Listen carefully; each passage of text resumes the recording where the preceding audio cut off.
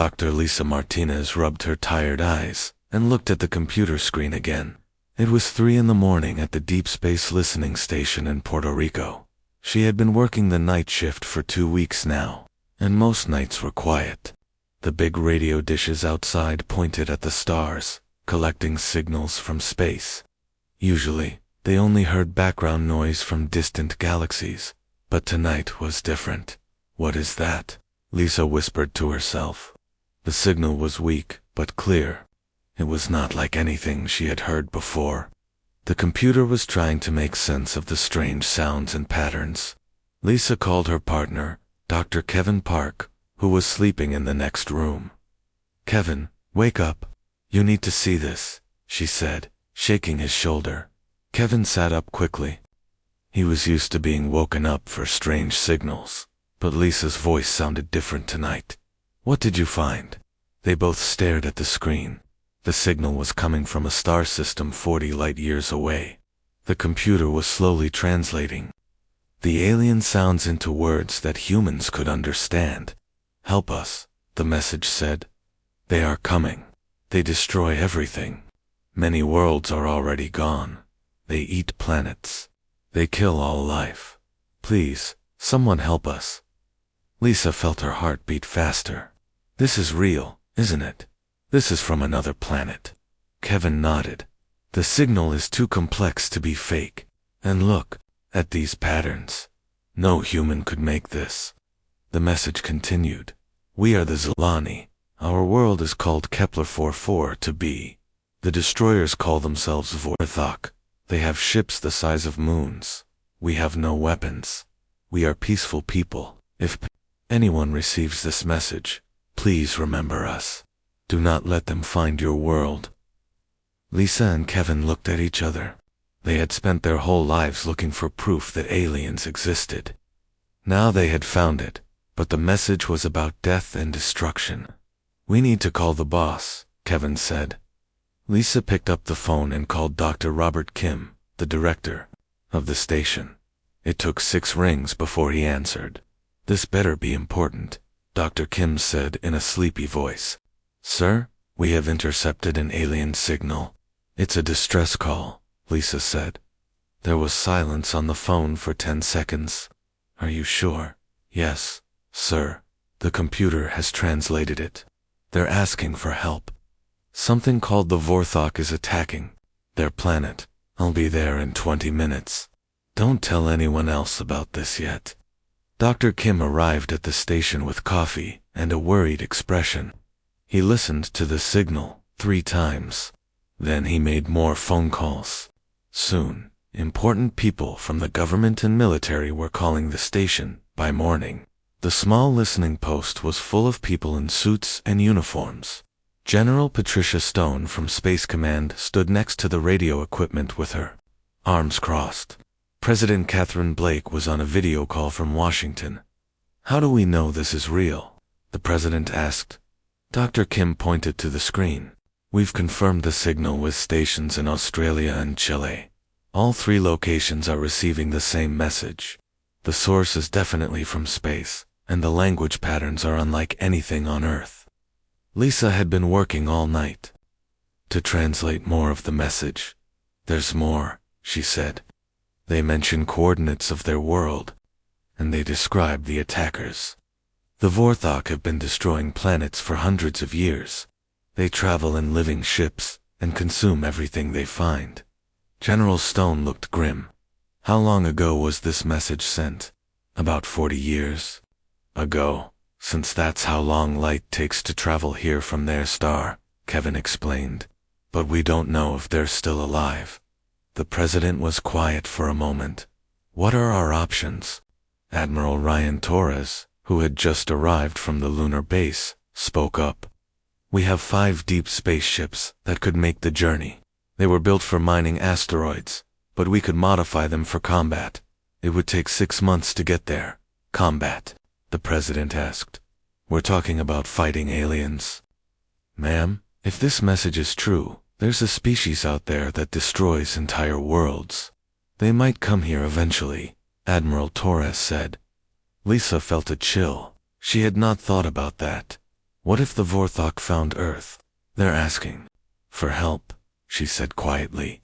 These Zilani people are dying, and they sent this message hoping someone would save them. General Stone turned to look at her. Dr. Martinez, we don't know anything about these aliens. They could be dangerous too. But they're asking for help, Lisa repeated. They're not threatening us. They're begging us to remember them. The room was quiet. Everyone was thinking about the same thing. Earth had the chance to help another world, but it meant sending their ships and people into danger. President Blake spoke from the screen. I need to discuss this with Congress and our allies, but I want everyone to understand something. If we do this, we're not just helping this, we're announcing to the galaxy that Earth exists and that we're willing to fight. Admiral Torres nodded. Yes, ma'am. Once we leave Earth's solar system with warships, there's no going back. Every alien species will know about us.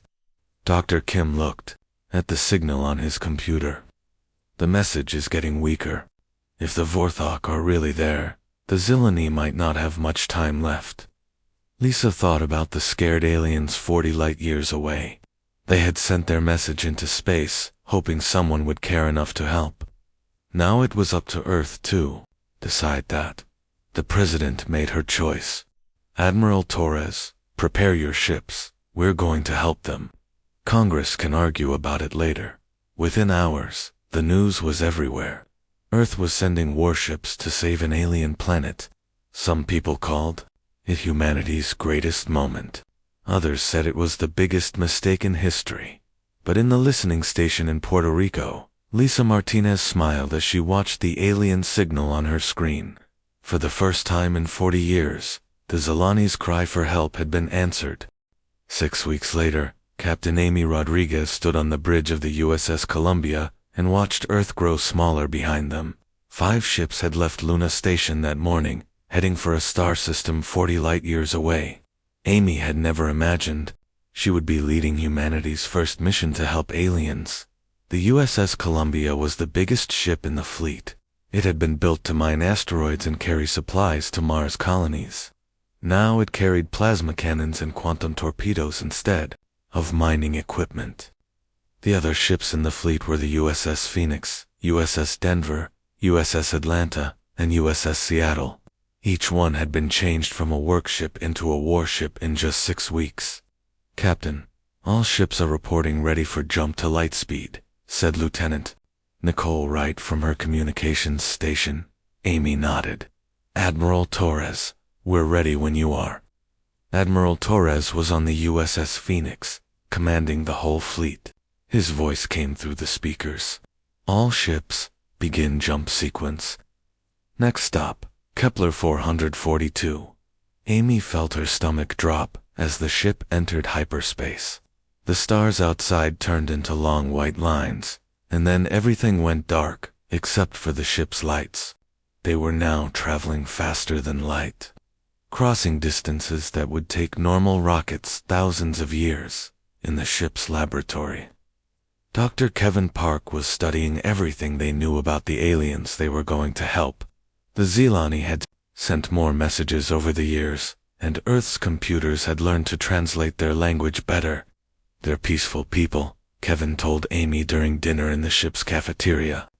They never developed weapons because they never had wars. They used their technology for art and science. What about these, Vorthok? Amy asked. Kevin's face became serious. They're the opposite.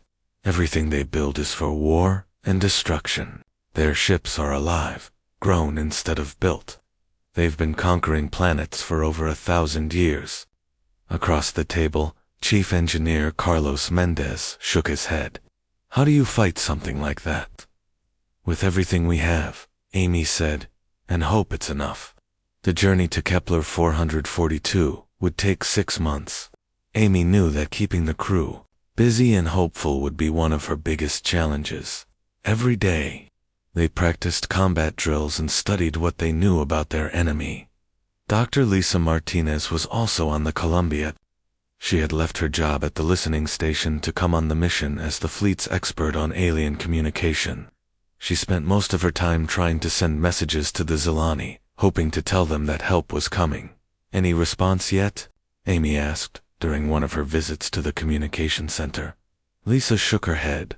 Nothing for 3 weeks now. Either they can't receive our signals, or... She didn't finish the sentence, but Amy knew what she was thinking. The Zilani might already be dead. 2 months into the journey, the crew started to get nervous. Space was big and empty, and they were farther from Earth than any human had ever been. Some crew members wondered if they would ever see home again. Amy called a meeting with all the ship captains. They appeared on her screen from their own ships, floating through space together like a small fleet of metal islands. "How are your crews holding up?" Amy asked. Captain Ben Foster of the USS Denver looked tired. "Some of my people are getting scared. They're starting to ask if we're doing the right thing." "We are doing the right thing," Admiral Torres said firmly. "But I understand their fears. We're heading into unknown danger for people we've never met." Captain Sarah Davis of the USS Seattle nodded. "My crew keeps asking what happens if the Vorthok are too strong for us. What if we can't win?" Amy had been thinking about the same thing. "Then we do as much damage as we can and send a warning back to Earth. At least humanity will know what's coming." The conversation was interrupted by an urgent beep from the communication system. Lieutenant Wright's voice came through the speakers. "Captain Rodriguez, we're receiving a new signal from the Kepler system. It's not from the Zilani." Amy hurried back to the bridge. On the main screen was a translated message from the alien signal. "Surrender your ships and your lives will be quick. Resist and we will make your death slow and painful. Your world will burn like all the others. You cannot stop the Vorthok Empire." The bridge was silent. Amy felt her hand shake slightly, but she kept her voice steady. "How long until we reach the system?" 3 months and 2 weeks, Captain," the navigation officer replied. Admiral Torres appeared on the screen from his ship. "All captains, maintain course and speed. We expected this. The Vorthok know we're coming, and they're trying to scare us." "It's working," Captain Foster said quietly. Amy looked around at her crew. They were young and brave, but they had signed up to explore space, not fight alien monsters. "Listen to me," she said to everyone on the bridge and the other ships. "The Vorthok think they can frighten us, because that's how they've always won. They make people too scared to fight back, but we're not going to give up." Dr. Park joined the conversation from the laboratory. "I've been studying their message. The language patterns show they're angry and maybe even worried. I don't think they've ever had someone come looking for a fight before." "Good," Amy said. "Let's give them something new to worry about." As the weeks passed, the crew's fears slowly changed into determination. They knew they might die, but they also knew they were fighting for something important. The Zilani weren't the only people the Vorthok had hurt. There might be other peaceful species out there who needed help too. Lisa finally received a weak signal from the Zilani homeworld. The message was short and full of static, but it was enough. Double quotes, "Ships, ... in orbit. Still fighting. Not much time left. Thank you for trying." Amy felt tears in her eyes. The Zilani were still alive, but barely. The Vorthok were already attacking their world. She called Admiral Torres. "Sir, request permission to increase speed. If we push the engines harder, we can get there 2 weeks earlier." "Granted," the Admiral replied immediately. "All ships, maximum speed. We have a planet to save." The 5 human ships raced through space toward a battle that would change everything. Behind them, Earth was a tiny blue dot that none of them might ever see again. Ahead of them waited an enemy that had destroyed hundreds of worlds. But for the first time in the galaxy's history, the Vorthok were about to face an enemy that had come looking for them. Humanity was bringing its warships to a fight that wasn't even their own, and that made all the difference. Amy looked at the stars ahead and whispered a promise to the Zilani. "Hold on, we're coming." The human fleet dropped out of hyperspace at the edge of the Kepler 442 system. and what they saw made everyone's blood run cold. The Zilani homeworld was burning. Massive alien ships, each one the size of a small moon, hung in orbit around the planet like hungry vultures. Red beams of energy shot down from the ships, turning entire cities into glass and ash.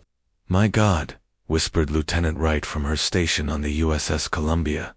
"How many people lived down there?" Captain Amy Rodriguez stared at the main screen. "According to our data, about 2 billion. Admiral Torres's voice came through the communication system from the USS Phoenix. "All ships, battle stations.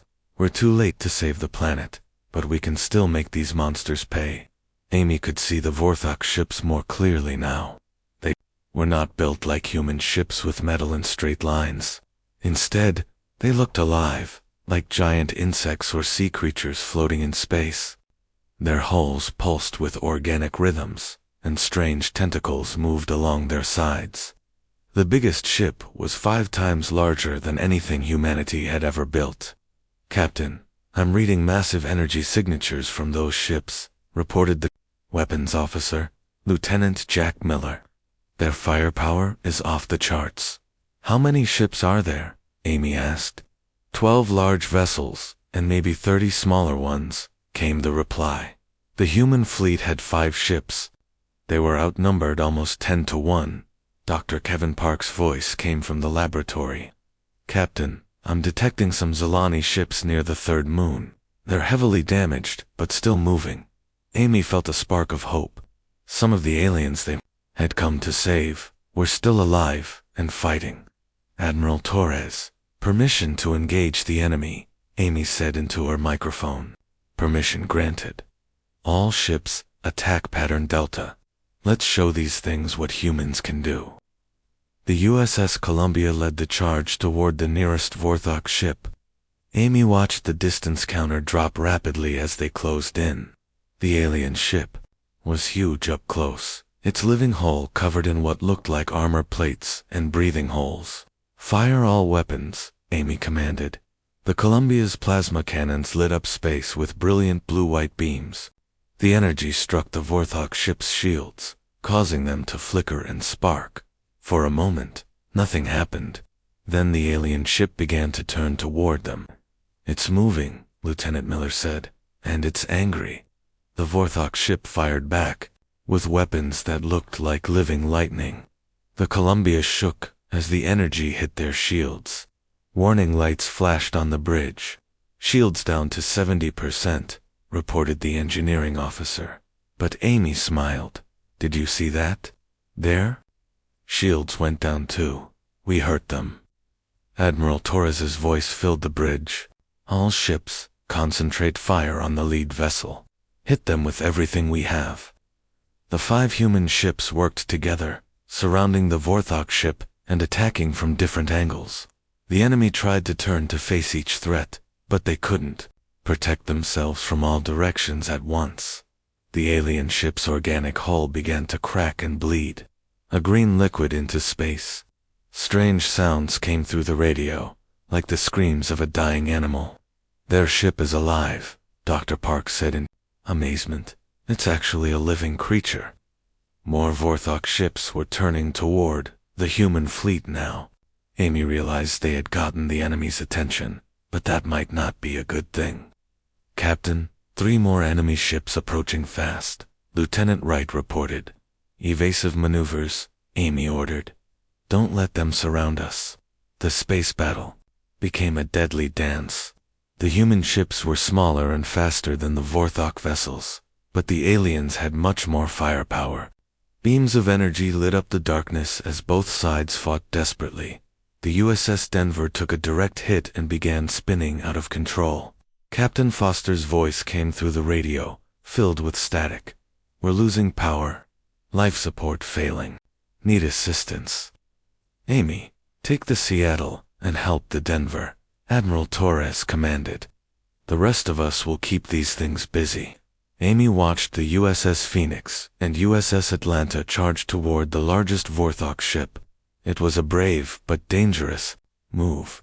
The enemy vessel was so big, It had weapons pointing in every direction. The Columbia and Seattle raced toward the damaged Denver.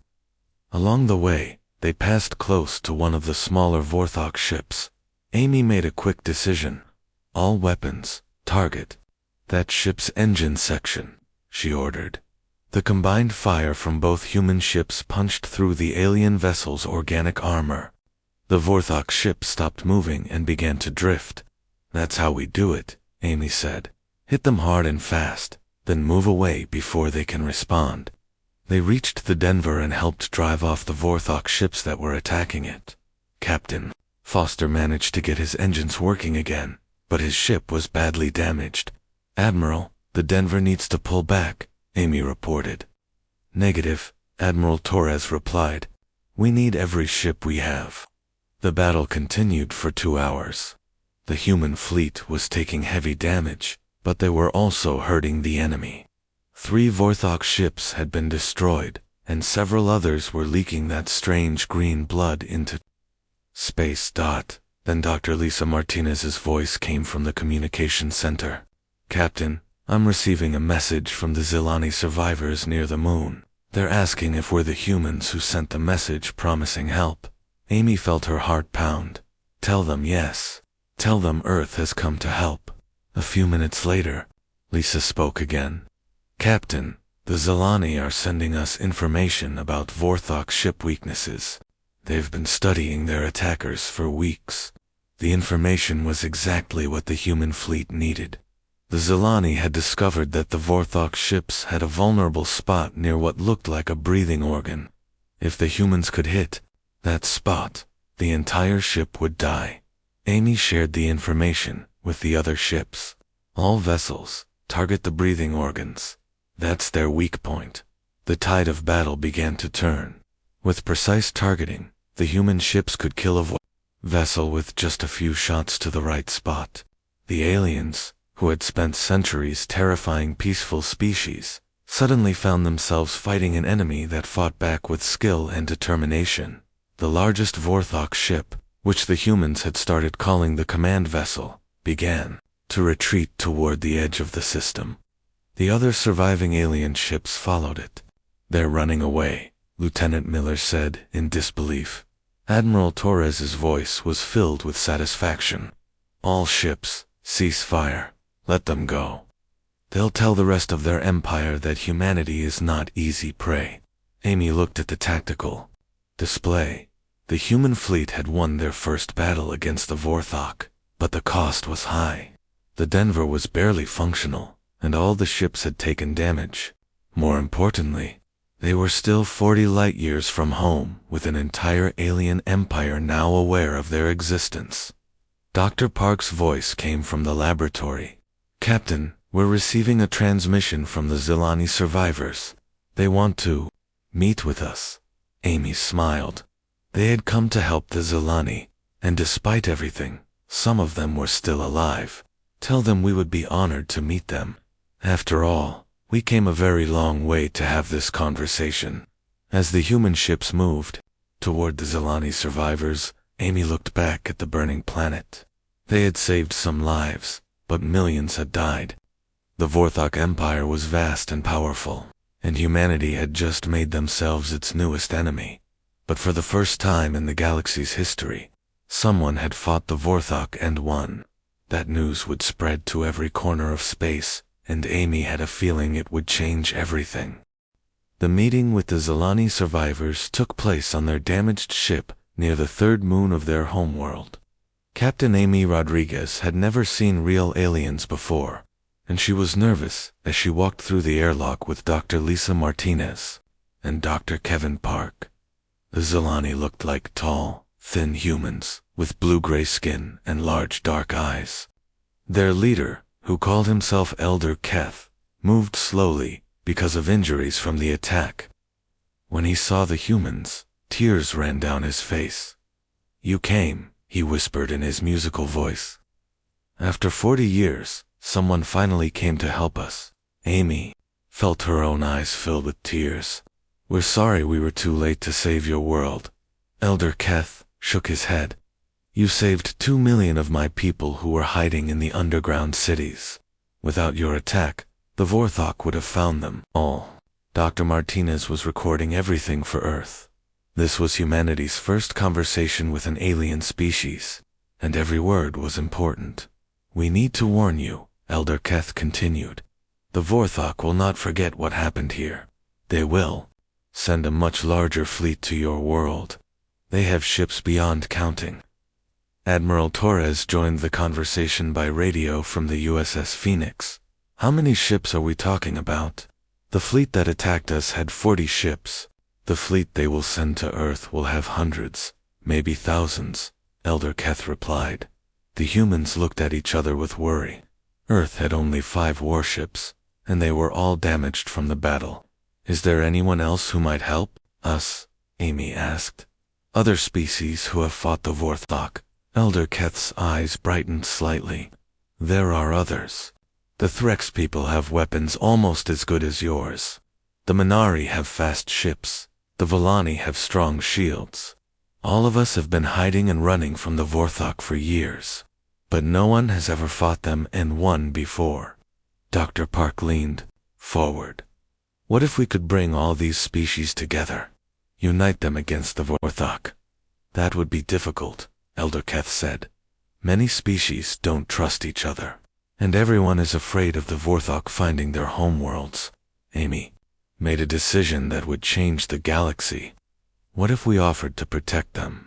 Earth's location is already known to the Vorthok.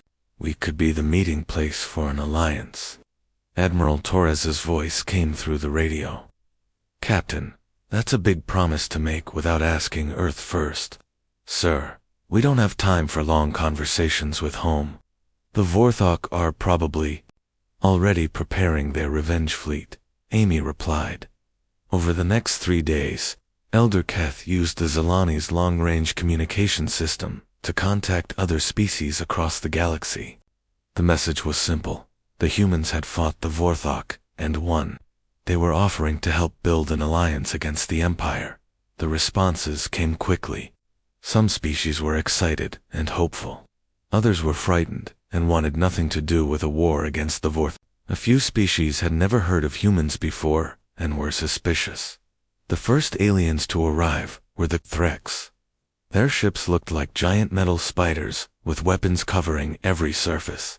Captain Amy was amazed at how well armed they were. The Threx leader, Commander Zix, communicated through clicks and buzzes that Dr. Martinez's computer translated. We have wanted to fight the Vorthok for 50 years, but we were too few. With human tactics and Threx weapons, we might have a chance. Next came the Minari, whose ships were so fast, they seemed to appear and disappear like ghosts. They had been running from the Vorthok for decades, always staying one step ahead of the Empire's expansion. The Volani arrived in ships that looked like flying crystals. Their shield technology was amazing. Energy weapons that could destroy a human. Ship barely scratched their hulls. But the most surprising arrival was a group of former Vorthok slaves. These were species that had been conquered by the Empire, but had escaped when their prison ships were damaged in battles. They knew everything about Vorthok weaknesses and tactics. Dr. Kevin Park spent days interviewing all the different aliens, learning about their cultures and technologies. This is incredible, he told Amy. Each species has developed something that could help fight the Vorthok. If we can combine our strengths, we might actually have a chance, Amy finished. But the alliance was not easy to build. The different species had trouble trusting each other. Some had been enemies in the past. Others were afraid that working together would just make them easier targets for the Vorthok. Elder Keth became the voice of wisdom for the group. We are all different, he said during one difficult meeting. But we all want the same thing. We want to live in peace without fear of the destroyers. The humans have shown us that the Vorthok can be beaten. Now we must choose, fight together or die separately. While the alliance was forming, Admiral Torres received disturbing news from Earth. Long-range sensors had detected a massive Vorthok fleet heading toward human space. It was exactly what Elder Keth had predicted. How long do we have? Amy asked. 4 months, maybe 5. the Admiral replied, "and this fleet is huge. Our scouts count over 300 ships." Amy felt sick. Earth had no idea what was coming. Even with all their new alien allies, she wasn't sure they could stop such a large FORCE. Dr. Martinez had an idea. What if we don't meet them at Earth? What if we hit them while they're traveling? Commander Zix clicked his approval. Threx ships are built for ambush attacks. If we attack their fleet in deep space, we can destroy many ships before they reach your world. The Minari leader agreed. Our ships can strike fast and disappear. We can attack from many directions at once. A plan began to form. The Alliance would use hit-and-run tactics to weaken the Vorthok fleet during its journey to Earth. Then, when the enemies finally arrived at the human solar system, they would face the combined forces of a dozen species united in war. It was a dangerous plan. If it failed, Earth would be destroyed and the Alliance would be scattered. But if it worked, it might be the beginning of the end for the Vorthok Empire. Amy looked around the meeting room at all the different alien faces. A month ago, humans thought they were alone in the universe. Now they were leading an alliance of species from across the galaxy. "There's something I want all of you to understand," she said to the group. "Earth didn't send us here to start a war. We came because someone asked for help, and we couldn't say no. That's what humans do. We help people who can't help themselves." Elder Keth translated her words for the species that didn't speak human languages. When he finished, the room was quiet for a moment. Then Commander Zix spoke. "This is why we will follow humans into battle.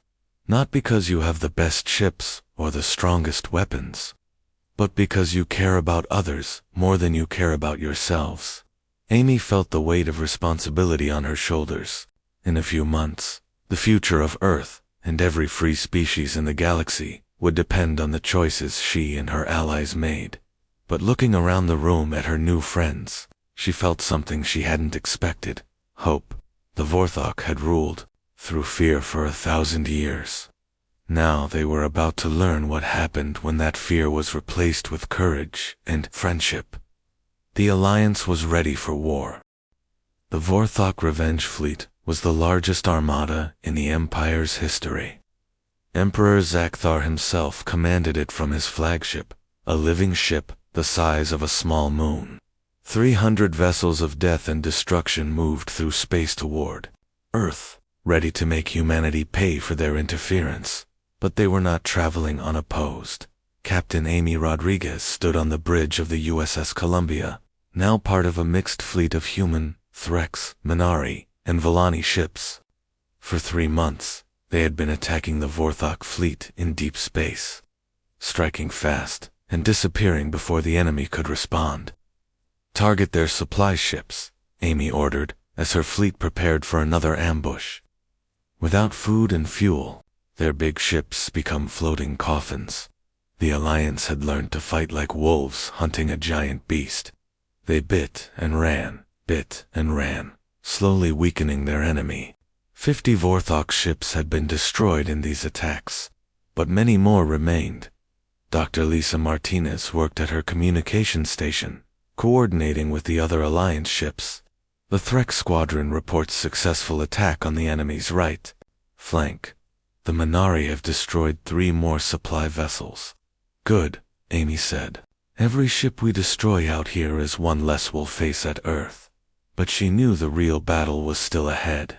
Despite their successes, the Vorthok fleet was still huge when it finally reached the edge of Earth's solar system.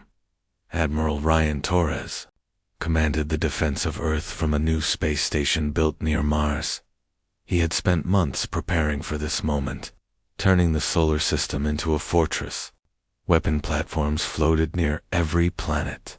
Mines drifted in the asteroid belt. Earth itself was surrounded by a ring of defense satellites. "All stations report ready," Admiral Torres announced as the Vorthok fleet appeared on the long-range sensors. "Remember, we're not just fighting for Earth. We're fighting for every free species in the galaxy." Emperor Zaktar looked at Earth through the eyes of his living ship and felt anger burn in his chest. This small blue world had cost him dozens of ships and thousands of warriors. Today, he would make sure no trace of human civilization survived. "Begin the attack," he commanded in his deep, growling voice.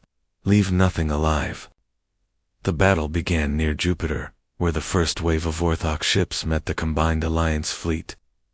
Amy watched in amazement as ships from a dozen different worlds fought side by side. Threx spider ships fired their massive guns. Minari vessels darted between enemy ships like silver ghosts. Volani crystal ships absorbed enemy fire and reflected it back at their attackers. The space around Jupiter became a storm of energy beams and explosions. Ships died on both sides, but the Alliance was holding its ground. "Admiral Torres, the enemy is breaking through our left flank," reported Captain Ben Foster from the USS Denver, which had been repaired and upgraded with alien technology. "Reinforce that position with the Zilani survivors," Torres replied. "Their shield technology should help." Elder Keth's voice came through the radio from his ship. "We are honored to fight beside humans. Our world may be gone, but our spirit lives on." The battle moved slowly toward Earth as the Vorthok fleet pushed forward through the Alliance defenses. Both sides were taking heavy losses, but the Empire still had more ships. Dr. Kevin Park had been working with alien scientists for months on a secret weapon. As the enemy fleet approached Mars, he activated it from his laboratory on the USS Columbia. "Amy, tell me the quantum virus is ready," Amy said as explosions lit up the space around her ship. "It's ready," Kevin replied, "but I need to get close to the Emperor's flagship to transmit it directly into their communication system." Amy looked at the massive enemy ship on her screen. It was surrounded by dozens of smaller vessels, all of them shooting at anything that came near. "That's a suicide mission," she said. "Maybe," Kevin admitted, "but if it works, it will shut down their entire fleet from the inside." Amy made the hardest decision of her life. "Do it. We'll clear you a path." The USS Columbia, along with 6 Alliance ships, charged straight at the Emperor's flagship. Enemy fire tore through space around them. The USS Seattle exploded in a ball of flame. A Threx ship was cut in half by a Vorthok energy beam. But they kept going. Amy felt her ship shake as enemy weapons hit their hull. "Shields down to 20%, Lieutenant Wright reported. "Keep going," Amy ordered. "Get Kevin close enough to transmit." The Columbia broke through the enemy defense line just as its shields failed completely. The next hit would destroy the ship. "Transmitting now," Kevin announced from his laboratory. Amy watched her sensors as invisible signals shot from the Columbia into the Emperor's flagship. For a moment, nothing happened. Then, one by one, Vorthok ships began to stop moving. The quantum virus spread through the enemy fleet like a disease, shutting down ship after ship. The living vessels that had terrorized the galaxy for centuries suddenly became helpless floating objects. Emperor Zakthar felt his own ship dying around him. The virus was destroying the neural networks that controlled everything. In rage and desperation, he armed his ship's self-destruct system. "If I cannot destroy your world, I will take as many of you with me as possible," he snarled. But Admiral Torres had been ready for this. "All ships, retreat to minimum safe distance. The flagship is going to explode." The Alliance fleet pulled back just as the Emperor's ship erupted in the largest explosion anyone had ever seen. The shockwave destroyed dozens of nearby vessels and lit up the solar system like a second sun. When the light faded, the Vorthok fleet was finished. Some ships drifted powerless through space. Others had been destroyed by the explosion. The few remaining vessels that could still move were fleeing toward the edge of the system. Amy looked around the bridge of her damaged ship. Half her crew was injured, and the Columbia would never fly again. But they had won. "All ships, this is Admiral Torres," came the announcement that everyone had been waiting for. "The enemy fleet is destroyed. Earth is safe." Cheers filled the radio channels as humans and aliens celebrated together. Dr. Martinez was crying as she translated victory messages from the different Alliance species. But the real celebration began a week later when news arrived from across the galaxy. The destruction of the Emperor and his fleet had triggered revolts on dozens of worlds. Species that had been slaves of the Vorthok Empire for centuries were rising up and fighting for their freedom. Elder Keth met with Amy one last time before the Alliance ships returned to their home worlds. "What will you do now?" he asked. Amy looked out at Earth, small and blue and beautiful in the distance. "We'll help rebuild. The galaxy is going to need a lot of help cleaning up after the Vorthok Empire. And if another species tries to conquer others, like the Vorthok did," Amy smiled, "then we'll stop them too. That's what humans do." 6 months later, Amy stood in the same spot where Dr. Lisa Martinez had first heard the alien distress call. The listening station in Puerto Rico was busier now, receiving messages from hundreds of worlds. Most of them were messages of thanks, but some were new calls for help. Lisa, now Earth's ambassador to the Galactic Alliance, was planning humanity's response to each request. "There's a mining dispute on Rigel 7, she told Amy, "and the Caldari system is asking for help with their food shortage." Amy nodded. "We'll send ships. That's what we do." Looking up at the stars, Amy thought about how much had changed. A year ago, humans thought they were alone in the universe. Now Earth was the capital of a galactic alliance dedicated to protecting the weak and stopping bullies. It had all started with a single message from a dying world, asking for help that seemed impossible to give. But humans had answered that call, and in doing so, they had changed the galaxy forever. The Vorthok Empire was gone. In its place was something new, a community of worlds where species helped each other instead of conquering each other. And at the center of it all was a small blue planet whose people had learned that sometimes the most important thing you can do is answer when someone calls for help. The age of fear was over. The age of hope had begun,